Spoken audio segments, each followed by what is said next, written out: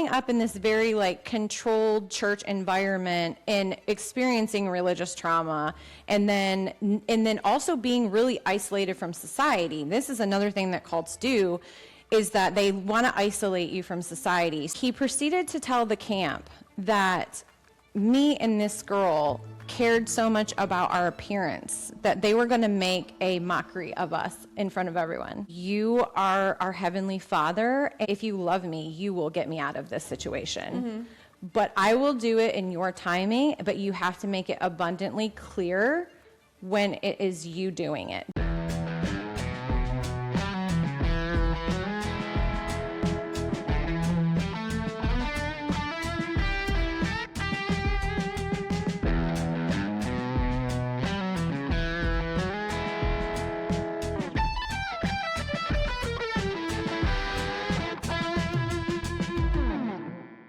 Happy New Year and welcome back to Might Get Loud. I'm Brittany Racine. Now I know I say I'm excited every single week, but we are kicking off 2026 strong with this first episode for you of the year. My guest Jenny Smith shares an incredible story of, first of all, vulnerability. She's very vulnerable and honest with everything that she's experienced growing up in a religious cult and how to break free from that. But I do want to give a trigger warning because we do discuss religious trauma, cult dynamics, emotional and physical abuse, domestic violence, and sexual trauma. Now, I know that sounds like a cringeworthy conversation that you're going to question if you even want to listen to it, but trust me, her story is such a testimony of God's love showing up for you even when you feel like you're running away from him. Jenny's journey has been a long road of reclaiming her voice, but also just such a great representation of grace showing up in the most unexpected ways. And maybe in the moments where you think you've lost God are actually the moments where he's working the hardest behind the scenes. All right, let's cheers and we're gonna just wing it. Cheers. Cheers. So I'm here today with Jenny Smith, and I actually just met her about 15 minutes ago at my front door. But she was recommended to me to share her story, and I don't know anything about this story. We've talked a couple times on the phone, and I've been like, don't tell me, I don't want to know yet. Let's unpack it together. But just like the 10 minutes that I've been talking to you here, I cannot wait to hear your story and hear how you are now using your story to help others and empower them and help them heal. Yes. Well, I appreciate you having me on, and I'm excited to tell my story. I've only told it one time before publicly. I feel like what I'm doing now is kind of taking back my power and helping other people through something bad that happened to me. Yeah, and you know so much more about it, which she also has a podcast called Unholier Than Thou, which I cannot wait to binge after this. So what is exactly a cult? Okay, so I probably won't be very eloquent with it, but I'll just tell you. Usually when people think of a cult, they're thinking of like a satanic, whatever. There's like a ritual, there's people in robes, there's a kind of like creepy they know they're in a cult. Yeah, like they're like, we're in a cult, and it's, like the KKK or yeah, something. yeah, Okay. exactly. So yes, that is a cult, but then there's also like a Jim Jones cult where everybody went to this one location, everybody was isolated, they literally drank the Kool-Aid and died. And then there's other cults. There can be political cults, there can be different variations of cults. So I would look at a cult as kind of on a spectrum, where you have like the more extremes, and then you have the less, I call them covert cults. So it's kind of like maybe from the outside they don't necessarily look like a cult, and that's where my upbringing and experience comes from. Okay, so yours was covert. It was a covert cult. It wasn't like an organized one where people kind of know they're in one? No. Okay, so what was the cult? Some people may be like, that's not a cult, but just wait till I explain, my experience. So I was born and raised in the Independent Fundamental Baptist Church. My dad was a pastor. His grandfather was heavily involved in the church as well.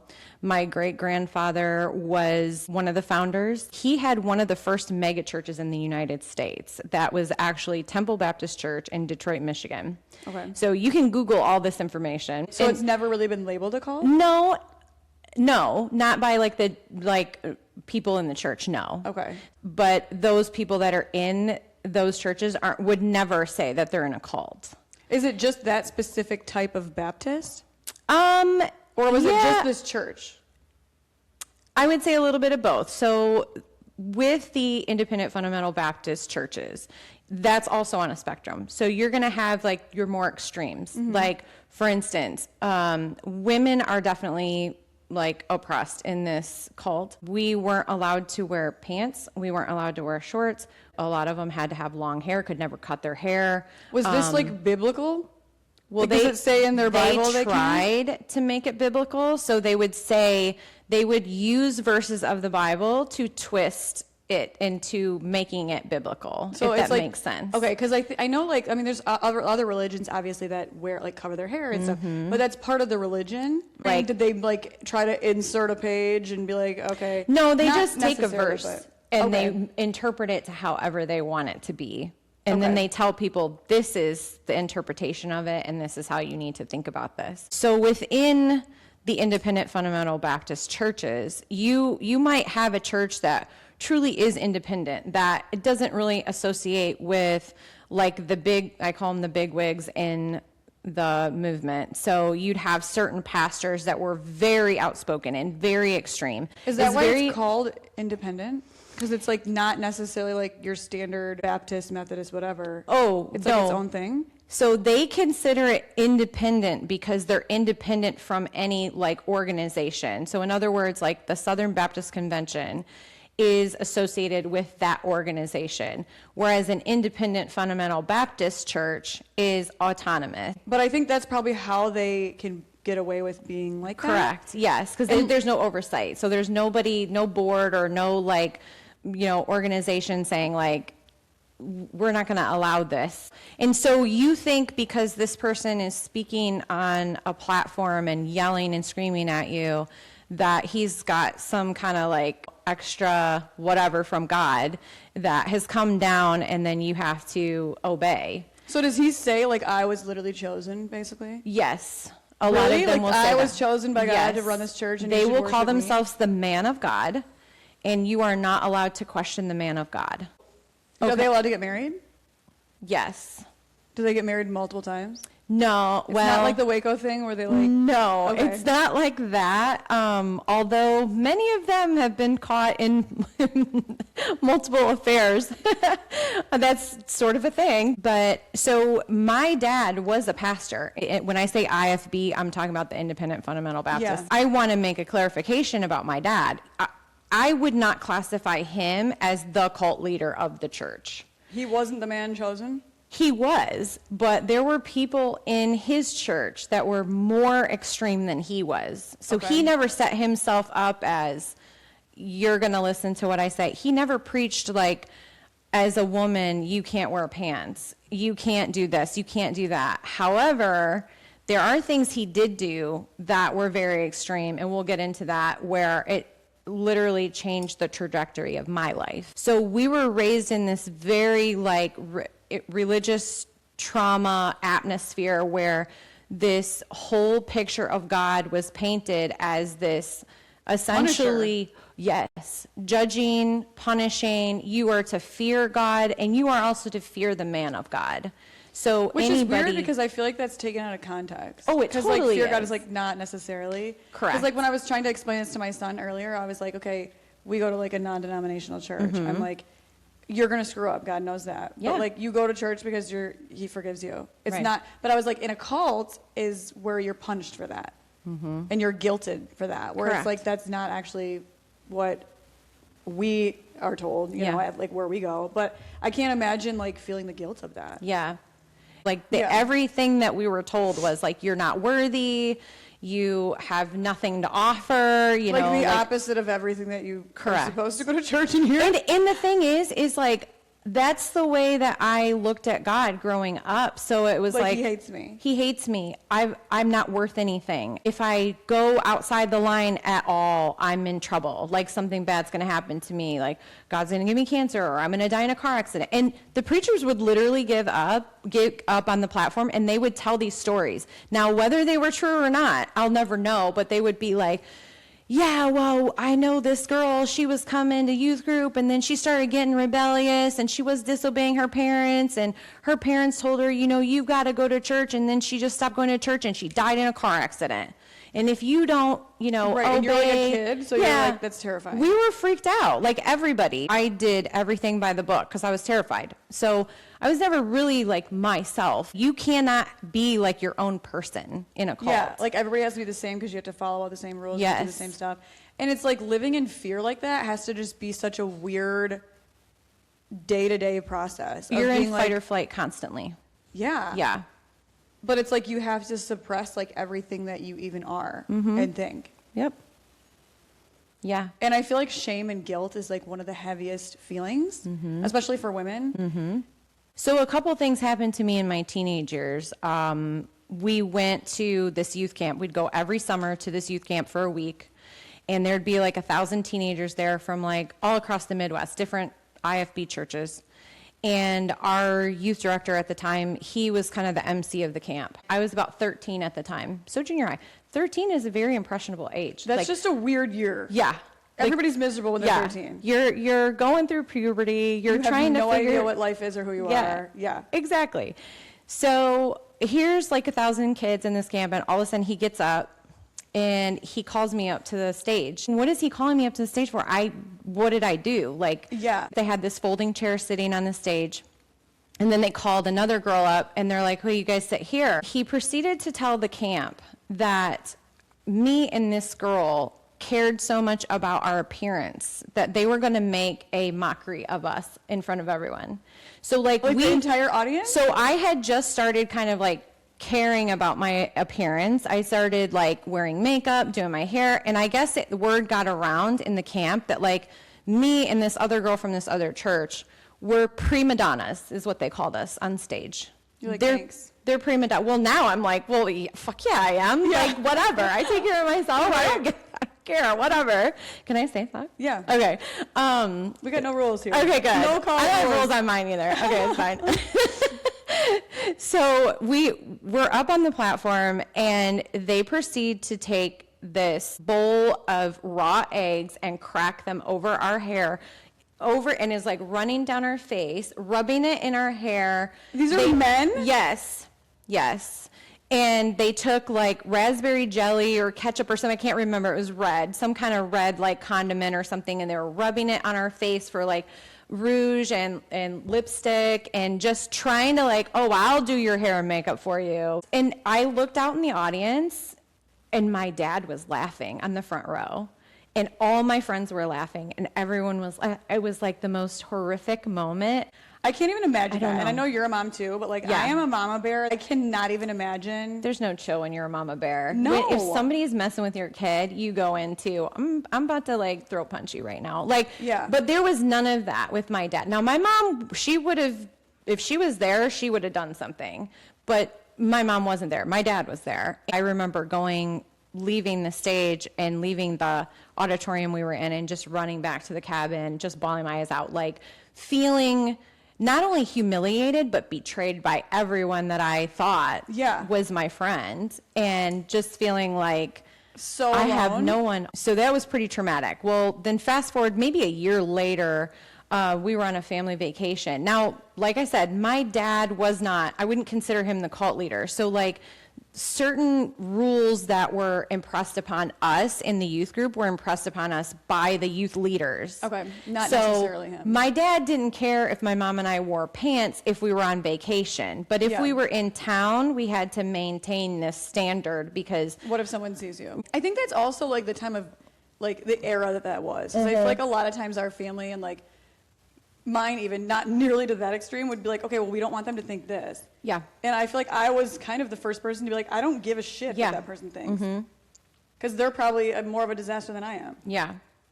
So we went on this family vacation, and somehow the son of the youth director found out that I wore pants on this family vacation. And he comes up to me after church one Sunday and he goes, "You know you're a whore, right?" For wearing pants? I didn't even know what the word whore meant. I was like, because I was in this bubble. I wasn't hearing terms like that. You know what I mean? The guy telling you? Or he just called you? Oh, out? yeah. So then my youth director was basically telling my friends, like, you shouldn't hang out with Jenny. She's not a good Christian. I'm the freaking pastor's daughter. Like, Also, you're saying. like, doesn't God say, like, don't gossip? Oh yeah, yeah, and he also Like, says what? like don't look at the outward appearance, look at the heart. But that's forget and about like, all of didn't those Jesus verses. sit with hookers and lepers? Correct, but they never.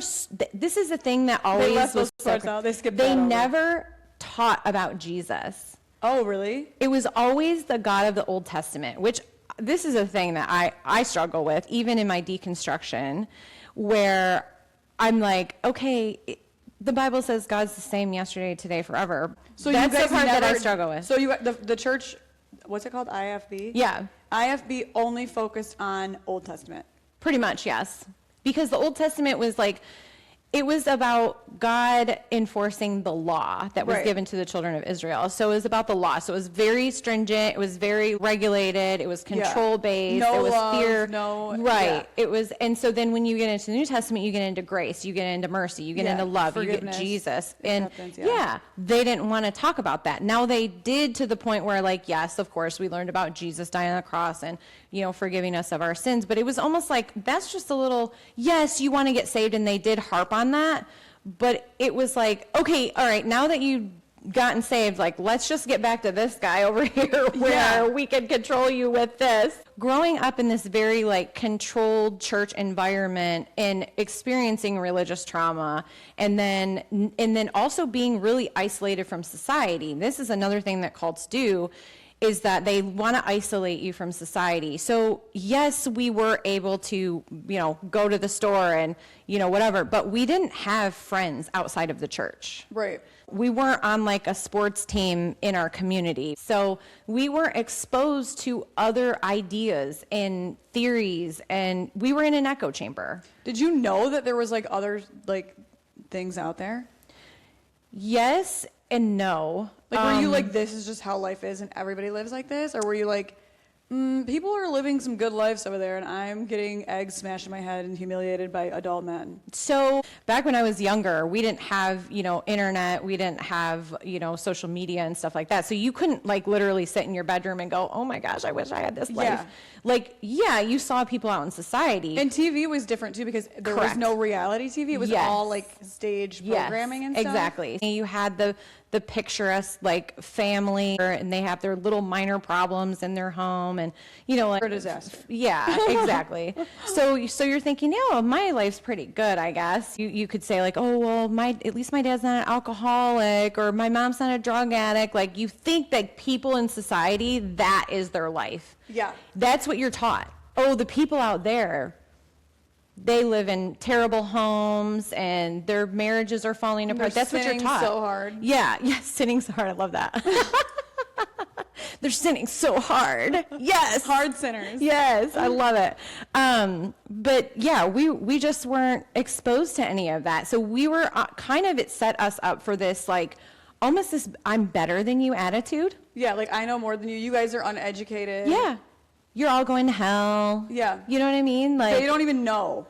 So we yeah, can't even associate. Exactly. Yeah. Oh, you don't even know. It's so sad. You don't even know you're going to hell. Like, Yeah. oh, I feel so bad for you. You know, like that attitude.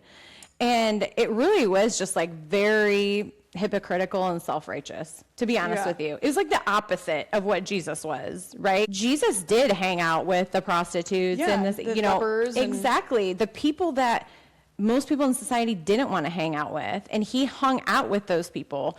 And the people that he criticized were the church people. Yeah. He's like, y'all are a bunch of hypocrites. And You're shaming everybody else, but Correct. you also have dirt.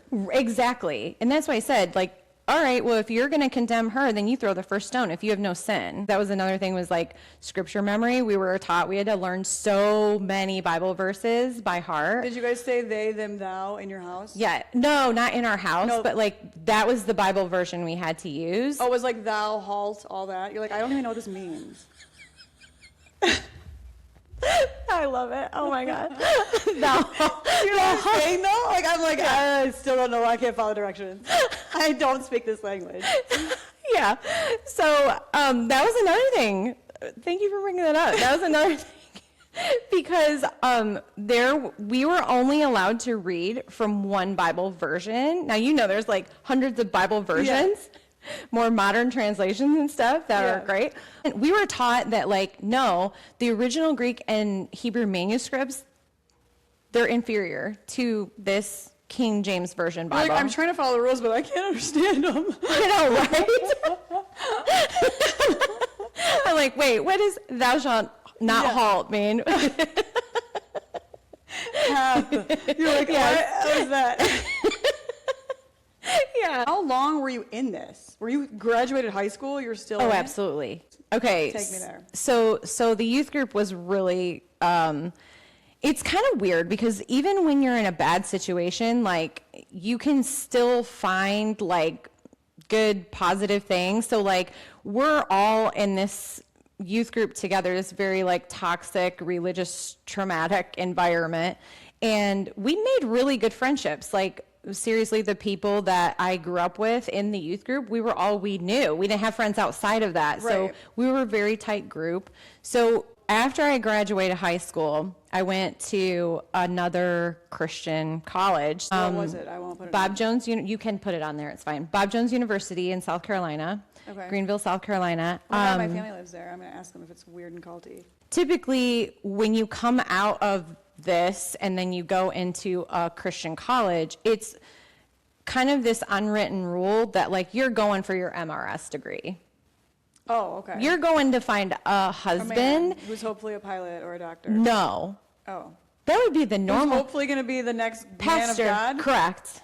How are you supposed to find him when you got to cover your whole body and not talk? Pretty much, yeah. So, so Sorry. you're looking for somebody who's like a Bible major or they're in seminary or whatever. Did you go to one of those? So I started dating a guy the second semester of my freshman year. We fell in love pretty fast, actually. And the thing is it's not, when you think of college, you probably think of like co-ed dorms and football games and So much partying. tons of partying. It was like if you could transport yourself to like the 1950s, Okay. that's kind of what it was. So So you, you're like, we'll go get a milkshake. yes, I'll wear my poodle skirt. on campus. You couldn't go off campus with your boyfriend. Was You it the didn't stay- school's rule or the church Correct. rules? Well, the school is kind of controlled by Yeah, but like, how do they know Thought that of he's it. not like your friend? it doesn't matter. You cannot go outside the campus with the opposite sex. Were women treated like way worse? Oh, yeah. Like, what was the difference? It just was different because we had so many more rules. Like, for instance, we couldn't wear a shirt or a blouse that was lower than 3 fingers below our clavicle bone. We couldn't wear it. Would they like that. call you out? Oh, yeah, Like the you would get Karens? demerits. So here you are, you're a freaking adult now. You're in college, you're getting a degree, and you're getting demerits if you do something wrong. How many can you get before you get kicked out? I want to say it was 125. Oh, that's kind of a good. That's kind of a Yeah, good but record. you're there for like 2 semesters, and there's a lot that can happen. And, Yeah, and you're like, this one was actually 7 demerits. You're like, shit, this is gonna add up quick. right, that's kind of how I was. I was like, okay, how many demerits am I going to get if I do not wear pantyhose today? We had to wear pantyhose every day. I literally to almost class. just thought, what are pantyhose? But they're tights, right? Tights, yeah. Okay, I thought those were like the Couldn't skirt have- that goes under and you wear a bonnet. No. What's those called? A petticoat? Are you Yeah, talking is about? that it? I don't even know. No, there was no like sneakers. You're not wearing like tennis shoes. Like it is a big What campus. shoes do you wear? Because you can't even wear Heels. Oh, you had to wear heels. Yeah, Like cute ones, or you had to wear heels. them ugly? No, They're like, those we are could too wear. cute, girl. You're gonna wear I it. know. Yeah, I honestly I never had like cute heels. So Wait, so you meet the pastor guy? Or the guy So that's so I in met Bible? so I met this guy who was a Bible major. We fell in love pretty quick. So he was in the same type of church, so like an IFB church, but like his wasn't as culty, if that makes sense. Okay. Because remember I said they're on a spectrum. Yeah. So there's like the more extreme and then there's the less, like a little bit more relaxed. Anyways, we started dating and then it was like, we got to get our parents on board with this, and because you have to get your parents' approval for everything. You're taught you have to obey your parents. Like it's a non-negotiable. So we had taken a trip up to Mackinac Island with my parents and me and his parents and him. And we had a great time. Did you never make out with him? Well, yeah, I did, but I never Just told never in people. front of anyone, and you can't tell anyone. Can't tell anyone. But wasn't he kind of was- breaking a rule? Yeah, but it wasn't on campus. It doesn't apply to him because he's gonna be the He's man. a man, right? That's another thing. On the campus, 0 physical contact. They would have people walking around campus monitoring. He's like, don't And even if carry you her were- books for her. I see that. If you were too close to You had your a social person, distance back then? yes, they would say, like, you need to move apart from each other. So we went to Mackinac, and we had already talked about getting engaged between our junior and senior year. We were going to be graduating the following year. I went and got a wedding dress. Like, my mom and I went and got a wedding dress. Him and I had decided on a wedding date for the following summer. All this stuff was like falling into place, but he hadn't proposed yet. And I almost thought that he was going to propose on that trip, because it would be pretty customary for With all the families involved. for the families to be there and during. some horses and fudge. Yeah, but no kissing. You can't kiss until the altar. So anyway, he didn't propose. Oh, he did not. He did not propose. So we went to this little ice cream shop the last day, and we're sitting at this round table, and my dad just kind of perks up and he goes, well, we're sitting at a round table. We might as well have a round table discussion. And I'm looking at him like, what the heck's going on? He starts grilling my boyfriend about, why he's not believing in just the King James Bible. This sounds so ridiculous, you guys. And that's why I say, like, when you're in a cult, it doesn't even sound ridiculous. Yeah. So we left the ice cream shop. We get in the car, and my dad looks at me and he goes, you will not marry that boy. And at that point, I started sobbing, because I'm like, I knew I That you had to couldn't. break up. Yeah, I knew that was the end of it. That was the last time I saw him. Really? Because I didn't go back for my senior year. I got transferred. They transferred me to another college in California, so opposite end of the United States. They're like, you're not going near him. Yeah. Was it another culty college? Yes, but we're still in that summer. So that was at the beginning of the summer. So part of my senior year, I needed to have some kind of internship in like a youth group or something. So my dad's like, just work in our youth group. Yeah. So he didn't have a youth pastor at the time. Well, he gets a call from one of his friends who's an evangelist. Wait, what even is that? And I can never say that word. Okay. That's the one of like 3 words that I can never say that. How do you say it? Evangelist. Evangelist. Yeah. Does it start with an A or an E? In E. Where's the A? There's an A somewhere. Yeah, in Van. Evangelist. Okay, Yeah. what is that? Okay, so it's basically a guy who is like a freelance preacher, and he goes to different churches okay. and they give him love offerings. Like, what does that mean? What's the love It offering? means that he basically makes people like give him money. He coerces them into being like, I'm doing the work, brothers and sisters. Kind of like a traveling preacher. So they go up, and usually they're even more like in your face than your normal pastor. So then they can just move on and leave with a good reputation? They're like they don't have to deal with any of the church drama. They just kind of drop the bomb and take the love offering and leave. Yes. Okay, so I always called it like an what the heck is it? Evangelist. Evangelist. Yeah. Okay. I think I called it an evangelist or something. I couldn't ever read that word. That's like the one word that I was just like, I can't do that one. Yeah. So you don't wanna there's do an that. evangelical. Oh, that's it. Yeah, that's what I think you're right. Wait. What's the difference? Evangelist I got. So Evangelical. yeah, so in secular terms, it would be like that Protestant, that like, the Billy Graham type, and it also would be considered like a non-denominational church. Okay. So the evangelist called my dad, and he says, hey, my son just graduated. We want to know if you have any openings at your church. Like, he really wants to work with the youth, whatever. So it kind of clicked in my dad's head, like, well, I just made her break up with her college sweetheart. He's going to be I'm going to have him come and work in the youth group, and then I'm going to basically, make them be together. So it's not like a formal arranged marriage, but it totally is. It is, yeah. It's like gilded. I was told this is God's will for your life. Like, he said, this is your guy? Yeah. Was he hot? No. Far from it. What? What did you say? Did you cry like, again? tragically disgusting. But you knew you had to do it? Yeah. How long did you have to be married to him? Well, He was like, damn, I did good. Oh, yeah. I'll just tell you the wedding day. This is fun.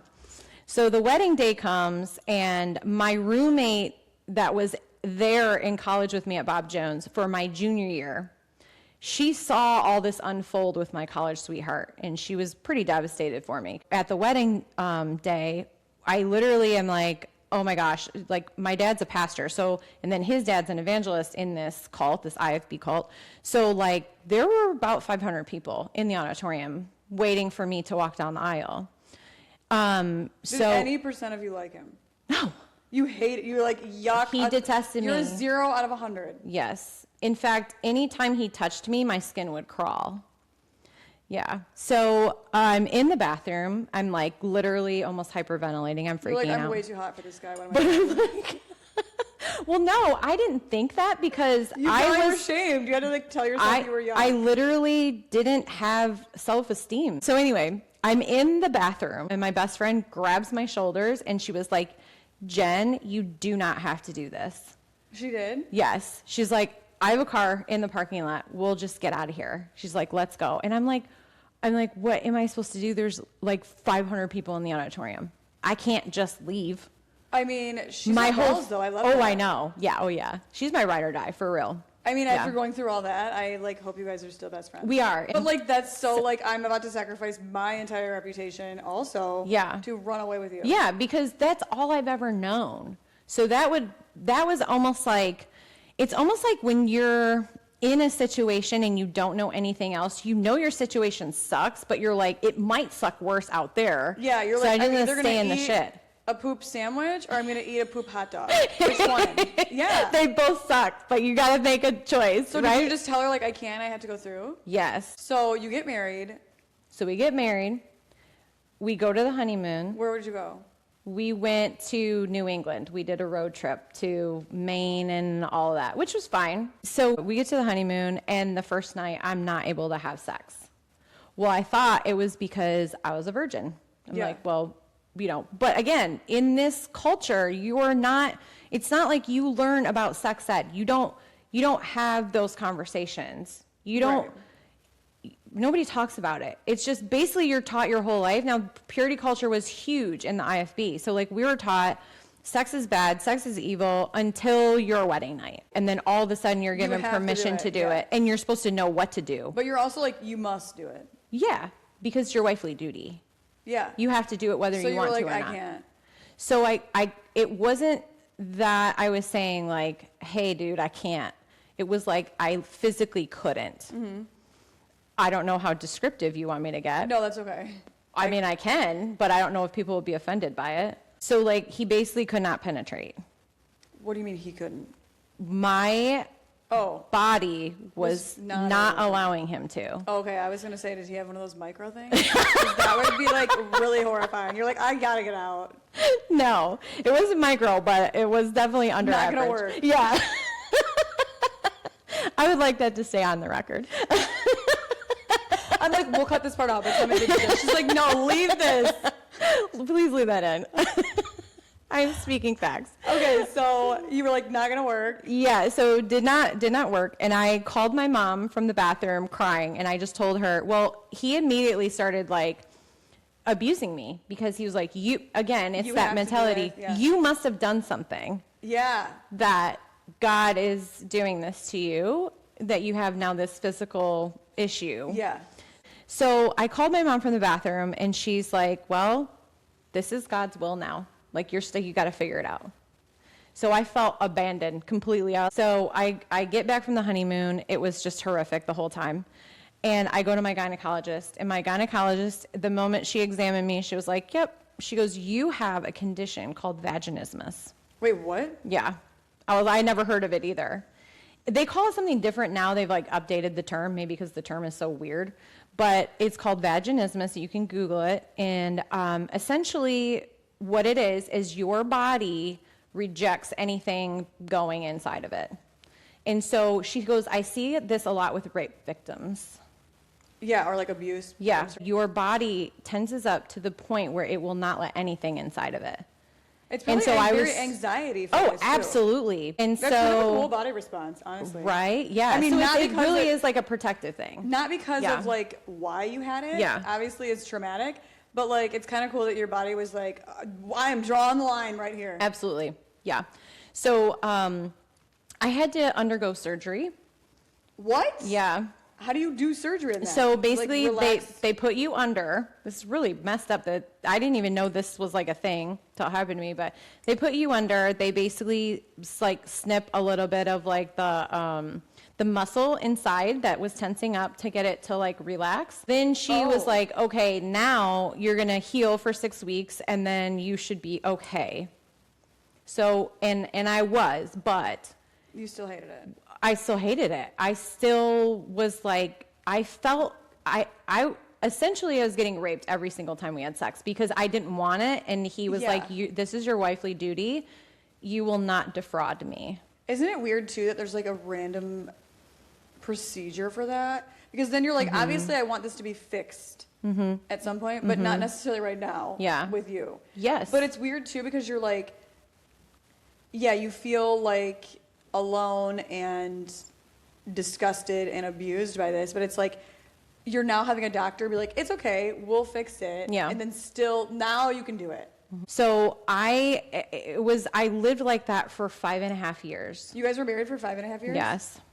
So we became the youth pastor and pastor's wife of my dad's church. And I just thought like, maybe if I have a child with him, like I'll at least have something good come out of it. Like I can love on this child. I can not have to just live alone in this miserable situation. I can have somebody to take care of that I love and, you know, whatever. Something good out of it. Yes, because divorce was not an option. It took quite a while to get pregnant. In fact, so long that I was really thinking about how I'm going to get out of this marriage. And Like then you're like, maybe it's not meant to be if I can't even get pregnant now. No, I was basically like, God's punishing me. It always comes to that. Whenever there's a negative, it's God's punishing. And I thought because I had made out with my college sweetheart that God was punishing me for basically ever and being married to this abusive guy. Surprisingly, he allowed me to work for a little bit at this assisted living place. And they're like, this is insane. Yeah, so like my Come over to office the real coworkers were like, yeah, this is not good, and you need to get out. Well, then I was sort of asking them, like, how do I get out? Because now I'm like, I got to get out of here. Well, and then I missed my period. Oh, shit. And I found out I was pregnant. Now he knows that I violated. God knew that I was trying to leave, and then I got pregnant, and now he's like, you're not freaking leaving? This is your sign. And so I got pregnant, and I'm like, well, now I'm stuck. Yeah. I got to make the best of it for real. So then I ended up having her, and the abuse got worse. And I remember one day he was in the nursery, and he was changing her diaper, and I could hear him talking to her. She was like maybe 2 months old. Yeah. And he was changing her diaper, and he was saying, Mommy doesn't love you. Daddy loves you more than Mommy. Daddy's always going to love you more than Mommy. And I came around the corner. I was like, are you freaking serious? You are sick. Yeah. It was like at that point, I was like, I have to be This is only going to get figuring worse. it. Yes, I have to figure something out. Now I have a daughter that I have to worry about.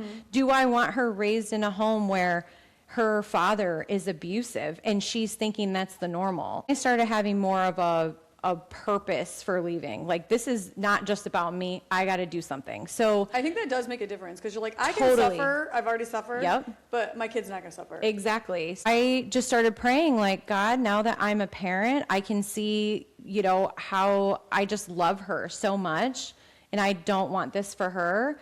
And you are our Heavenly Father and you want more for us than we even want for our own children. And I pretty much threw it in his face and was like, if you love me, you will get me out of this situation.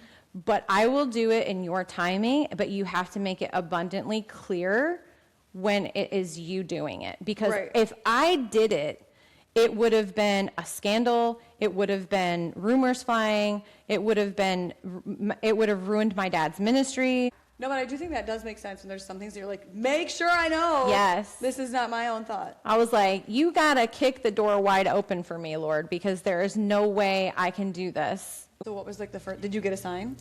Yes. They wanted all these youth groups to come from around the country so that they could kind of promote their college and get people to like sign up and be like in their college. It was camp. a promotional thing. So we went on this trip, and by the first evening, the kids had come to my hotel room and they pulled me into the stairwell of the hotel, and they said, you need to leave him. Because they had seen the abuse firsthand at that point. What did they see? Oh, they just saw him screaming at me, yelling at me, just treating me like shit. I mean, he wasn't physically abusive to me in front of them. And this, I want to say this too. People who are abusive, they will try and make excuses for the abuse, but then they'll also try and make it seem like it wasn't abuse. Right, like you're being dramatic. Yes, and he would always say that about me. You're so dramatic. You always blow things out of proportion. Well, he would say, I never hit you. Well, no, you never hit me. But there's other forms of abuse. He would do this thing called a cow bite. I don't know if you've ever heard of this, where he would take his hand like this and go onto the inside of my thigh and then grip it and twist it as hard as he could. So those are forms of abuse. So he was, verbally abusive as well. So the kids saw it. The kids saw it, and Did you just break down? Well, I kind of was a little bit freaked out, and it wasn't at that moment that I was like, okay, God, this is you. That was you, yeah. It got worse as the trip went on, to the point where the teenagers were like standing up to him and being like, do not talk to her like that. So we get back from the trip, and my dad was his phone was blowing up by all these parents in the youth group. So the kids told the kids told their parents when they got home. So when the kids confronted you, did you make excuses for him? Or did you just say... No. I just said, I know, but I don't, what can I do? So this was in May of 2006, and in November of 2005, I had taken a trip to my best friend's house, the one that tried to get me to not walk down the aisle. And I had called my parents while I was there, and I told them, I'm divorcing him. I just don't know when. I'm going to I told them how I had been praying about it and that I was just going to wait for the right opportunity. And I wanted them to know. And they didn't say much on the phone. They probably were stirring. Yeah. I think they were freaking out a little bit. They were probably like, we don't even know how to handle this. Mm-hmm. If we scream at you, then you're definitely going to do it, but we can't support it. So my best friend had divorced her husband, and she actually moved up to Michigan, and we had gotten half of our basement finished and she moved in. Oh, she's living with you and the husband? So now she's living in our basement and going out and having a good time and experiencing life. I can assume that would cause some drama. It did. Especially when he's mega controlling and doesn't want you to have fun. It made him mad because it was exposing him to other people now. So it was exposing you to other people, I think, right? No, it was exposing his behavior. Oh, because she was watching. Yeah. So the Sunday following the trip, my dad ends up having this big meeting after the service with all the teenagers in the youth group, the parents, me, my husband at the time. They were all defending me. They were all telling what he was doing. And of course, he's denying the whole thing. So my dad, I do have to give him credit for this. He did ultimately fire him. Okay. So that to me was kind of like my open door. Like you've had several open doors because God knows that you're not. He's like, this can't be you, I just want to be sure. Yeah. You're like, this maybe's you, but hold on. I'm still feeling shame. Yeah. And then he's like, okay, let me give you another one. Yeah. But I love that. So then you're like, this is actually more drama for me now. Correct. Because now he's pissed at you guys and I'm trying to obey you and him, but you guys have different rules for me and now I'm stuck in the middle. Yeah. It was really crazy. So I still had to live under the same roof, but luckily my best friend was living there with us at the time. So in the meantime, she's taken me to Forever 21, and we're getting clothes that are for 21-year-olds, scandalous, right? You're getting some cute shit, yeah, for real cheap. Yeah, stuff. Yeah, exactly. I mean, stuff that I was not allowed to wear. Normal things at all. And I started feeling in my skin, more comfortable. You were feeling an ounce of confidence? Correct. He did not like that at all. So there was a lady at the church at the time who kind of pulled me aside, and she was like, where are you getting these clothes? I want some. Just kidding. I didn't want to interrupt you, but I couldn't stop. I love that. Yeah. She was like, girl, you look so cute. Oh my God. Yeah. But yeah, she pulled me aside and she was like, I don't really know what's going on, but if it's what I think it is, you need to call this number. Ooh. And she was very discreet resource. about it. Yeah. So I called the number because I didn't know what it was. Yeah. And it was a nonprofit organization called First Step. Okay. It's out of Plymouth, Michigan, and they help women in domestic violence situations. Okay. So I went there and I talked to a counselor, and I was maybe 2 or 3 minutes into my story, and she was like, okay, you need to get into a safe house. We need to get you and your daughter into a safe house. Then that freaked me out. Because I was like, is this worse than I thought? Exactly. You don't even know how bad it is. What's your friend going to do? She's got to stay there, though? Well, Bring her into the safe house. right. Like, we'll take all of y'all. Well, and then they basically told me, like, it has to only be you and your daughter. You can't tell anyone where you are. You have to, like, cut communication off. They had all these stipulations, which freaked me out even more. Were you, like, afraid of going there? Or I was scared to go there, and then I was also scared because I guess somebody from the outside saw that it was worse than what I thought it was. Right, like you don't even realize how bad it is. Right, because I had been living in it. I think when you're in it, you're just like, you're Yeah. so used to it, so you're so desensitized Correct. to the severity of the situation. So you're just doing whatever you can to get by and get to the next day. So so you and the daughter went to the safe house? No, You didn't? You said no? no. So I told her, I said, I do have somewhere to go. My parents, I know, will take us in. She strongly advised me to get a restraining order, which I did. But before we left the house, she told me, she's like, I'm going to give you my personal cell phone. I want you to call me if anything happens. You need an exit plan. I didn't even know what that was. She's like, you need a go bag. You need to basically be prepared To run to away. get out as quickly as possible in any given situation that you feel threatened in. So I told my best friend the same thing. So we had our little go bags, ready, and she basically told me, you need to keep the car keys on you at all times. Like, if you have to leave instantly, you go. So there was one night where I was sleeping in the guest bedroom with my infant daughter and the door locked every night. And me and my best friend kind of had this plan, like, if something happens, we're just going to leave. So I love your best friend so much. I know. She is awesome. I'm in the room locked in there with my daughter, and he would always have, like, his gun sitting on the nightstand next to him, and he would always remind me, like, if you try to leave, He'd say that? Oh, yes. He would remind me. He would brandish it. He would show it to me. And he would say, if you try to leave, just know I've got this. But that night, he busted in the door. It was probably 1:32 in the morning.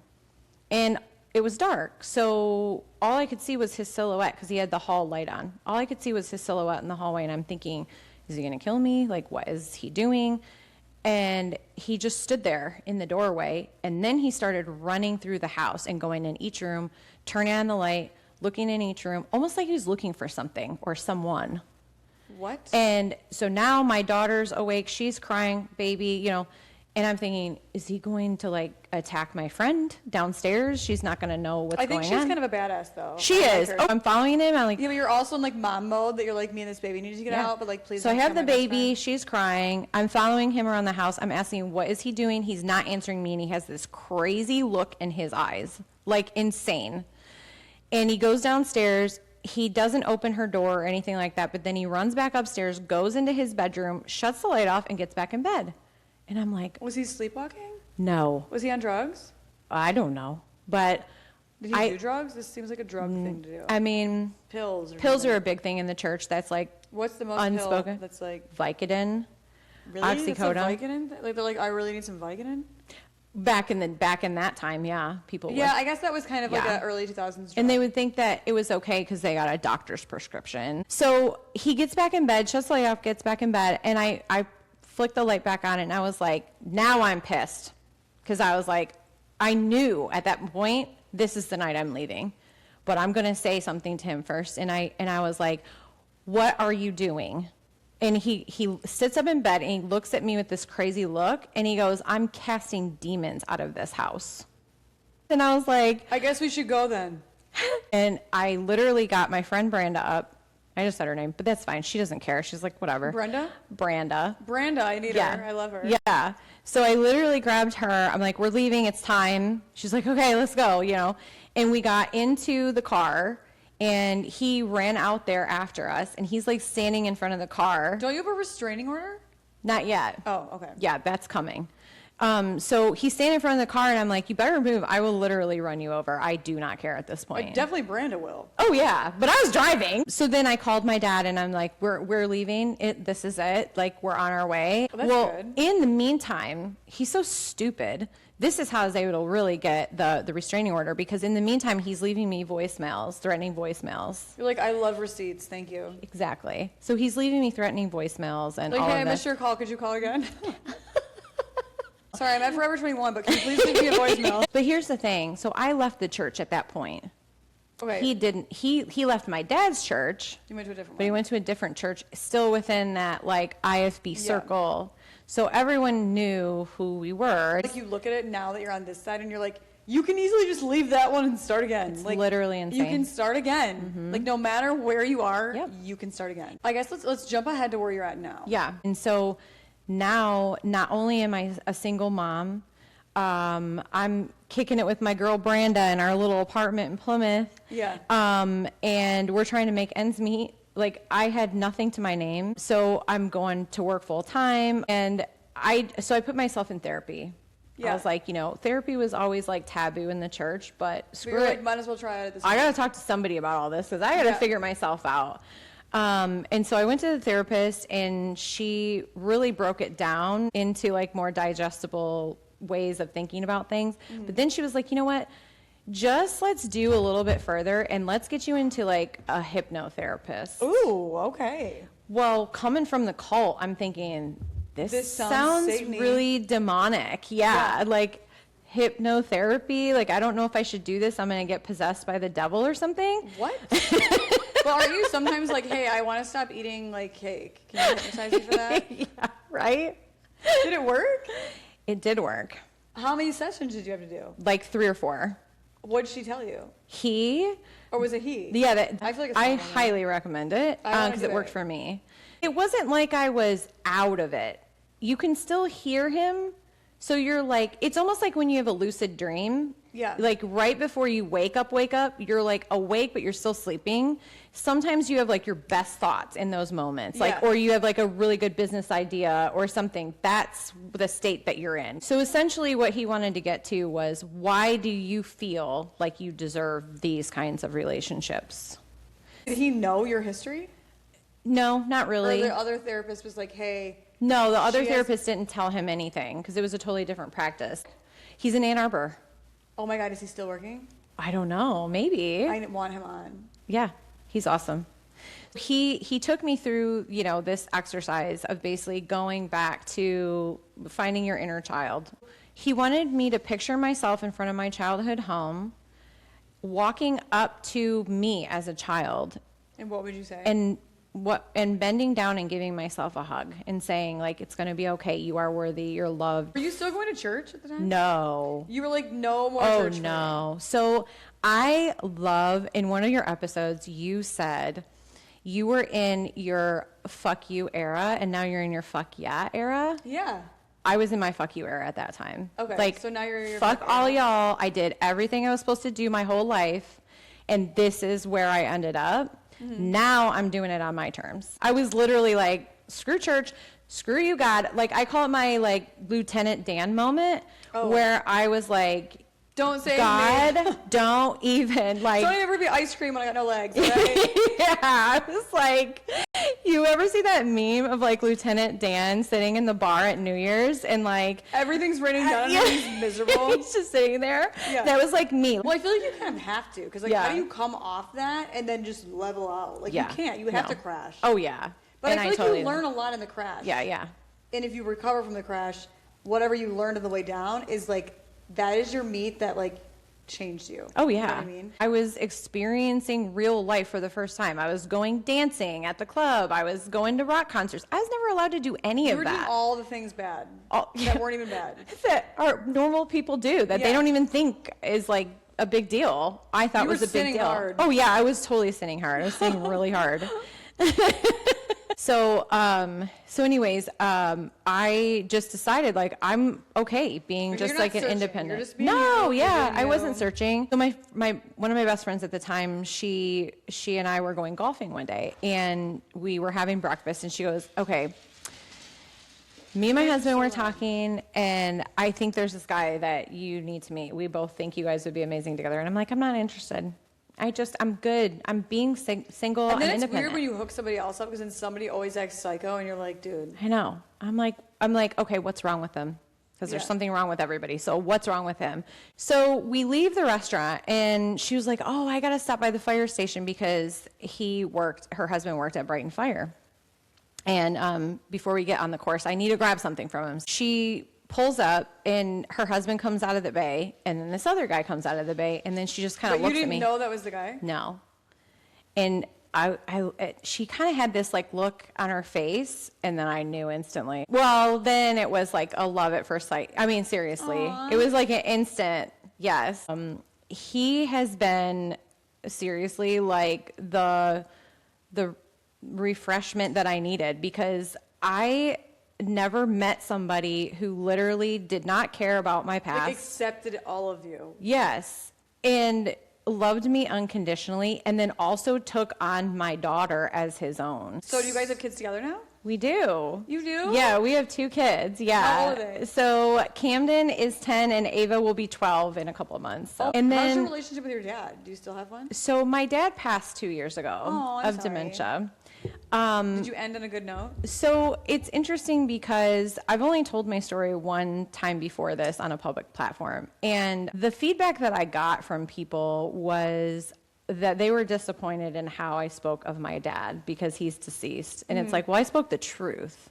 But I was able to, through the same therapist, get to a point of he was raised that way too, and that's all like, he ever knew. I'm not blaming him for not knowing. Yes. So he was doing what he thought was right for me in the space that he was raised in. So he wasn't doing it out of like, I'm going to ruin your life. Right. He was doing it under the religion. I don't know any different. Yeah. This is what I feel is right for my daughter, and this is what he knew. Therapy is not a one-size-fits-all either. So I think sometimes people go to therapy and they're like, well, that didn't work. They go to one person and they don't jive with them. So they think, well, therapy doesn't work. Too. Yeah, it's kind of like dating. Mm-hmm. You don't just marry the first person you date and be like, well, I guess this is all I got. I know this is maybe going to sound stupid, but I have a almost 12-year-old and she's obsessed with Taylor Swift. And we've been watching like her new documentary on Disney Plus. Or did it just come out? Yeah, it did. I only have boys, so they're like anti-Taylor Swift. Yeah. But she said something really interesting. I think she's actually like a brilliant person. She's so good. She said something really interesting, and she said, you know, when I was going through this, that, and the other thing, it was like I could decide that this is happening to me, or I could decide this is happening for me. Mm-hmm. And so you have to like kind of reframe. That's what I try to do with all the situations that I've been in through my life. And I am not the same person I was when I was with that college sweetheart. Like, I'm such a different person. People say like, oh, that's so tragic. Like, oh my gosh. Like, even when I met my current husband, he was like, this is like The Notebook. Yeah, like he's like, don't you want to go back with him? But you're like, it would never work out because like I'm not even the same I'm as a I totally was. different person, because later on I found out that like his parents actually contacted my dad and wanted to like meet up and like try and figure out how we could like, this was before I got married, and I didn't find this out till 5 years later. This is like The Notebook. She held all your letters. Yeah, like we tried because he was devastated. Where's your mom? Is she still around? She is, yeah. Do you have a good relationship with her? I have a great relationship with her now, yeah. Good. Yeah, we have a really good. Is she still in the church? She is in the church, but she's more in like a non-denominational church. So okay, so she doesn't. She has go to left that the cult. church. Yeah, she has left the cult. Does she feel like it was culty? Yeah, now she does. Yeah. Going back to your dad, and he passed away, and people were like, "Why'd you talk about him like that?" Mm-hmm. I also agree with you when you're like, "I'm not shaming him, and I'm not like putting him down. I'm sharing my story," which I feel like he would want you to do. Mm-hmm. Especially now, since he knows everything about life, right. He's not here, and he probably sees and understands the position that you were in, and even though he doesn't want to feel guilty for it or blamed for it, and I don't think you're doing that. I think he's glad that you are where you are, and you're doing as well as you are, and you're sharing this for a reason. Yeah, and it's not to put other people down. He was actually. He told me he was proud of me in the end. Good. And him and my husband ended up being best buds. Okay, so let's get into your podcast. So Okay. you have a podcast now, and I can't wait to binge it after this. Tell me what it is about. So essentially, the topics are cults, religious trauma, and the troubled teen industry. I typically have survivors of one of those three categories on, which, you know, that's a lot of different facets where you could go from like a satanic cult to like something I was raised in. The troubled teen industry is a super vast industry across the world, really globally. I bring survivors on from these facilities to talk about what it was like as being a child in these places. I'm actually working with a nonprofit organization right now called Survivors Unrestrained Inc., where they actually are almost like in terms of like helping people, they're almost like a VA where you can go, if you're a survivor of a troubled teen home, whether it was religious or non-religious, you can contact this organization if you need help in any way. They get donations. They help people with groceries. They will drive you to a job interview if you don't have transportation. Wow. Yes, they're amazing. We'll put those in the show notes for sure. We'll put your podcast in the show notes. Is the Plymouth place still open that tried to give you a safe house? I think so, but yeah, let's put if We'll they put are all like those in the yeah, show because I notes for definitely sure. want women to have resources. And that sounds like such a great one. They were so good. Where can people find you on socials? Okay, so obviously, you know, the podcast, you can go to Unholier Pod on Instagram, Facebook, TikTok, and also YouTube. I just love doing this now because I feel like I'm able to help other people who have been in terrible situations, just as I was, to give them a voice and to bring awareness, and then to show that you can come out of something like that and turn it into something for good. And so, And not feel stupid about it.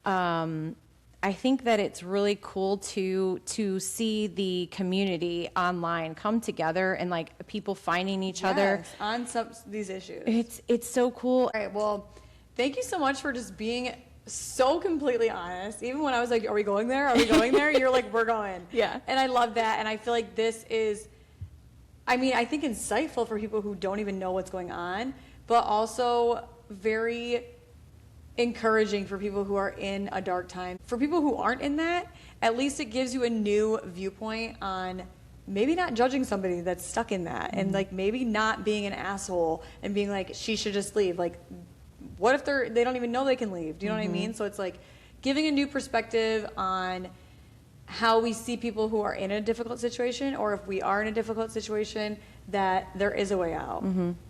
There's always a way out. And Yeah. if you don't know the way out, then call Pray me. for it, and God will smack you in the face 3 times. I love that, actually. I actually think that's amazing. Like, not only were you like, please smack me in the face, he was like, all right, you didn't get it now. Okay, I'm going to do it again. But I love that because that's like the power of love, really. Yeah, yeah. He's like, oh, you didn't see this open door? I'll just kick it open harder. Yeah. Yeah. Yeah. If anyone feels like they're stuck in their situation, like, you please reach out to us. Like, we will give you the resources to get out, because there is a way out, and even if you can't see it, we'll help guide you through that process. Yeah. Thanks for listening. I hope you enjoyed this conversation with Jenny as much as I did. I love that she points out that sometimes survival looks like staying until you're strong enough and informed enough and supported enough to get out of a situation. This story was so deeply personal that I double checked with her like 3 times to make sure that she didn't want me to cut anything out. And I love how brave she is and just how honest she is with just being true to her story. Like I said, I have all of Jenny's information in the show notes, her socials, her podcast information, and then also those resources for the nonprofit that she was discussing and the safe house in Plymouth that she said was a really great resource. My socials are also in the show notes. I just love getting all your feedback and talking about these. So feel free to reach out to either of us and give us your feedback on this episode. Share it with somebody that you think would find this super interesting and inspiring. I hope you guys are having a great first week of 2026. We are going to be kicking into a lot of great topics here in the next few weeks. So thanks again. I'm Brittany Racine with Mike It Loud, and we'll see you next week.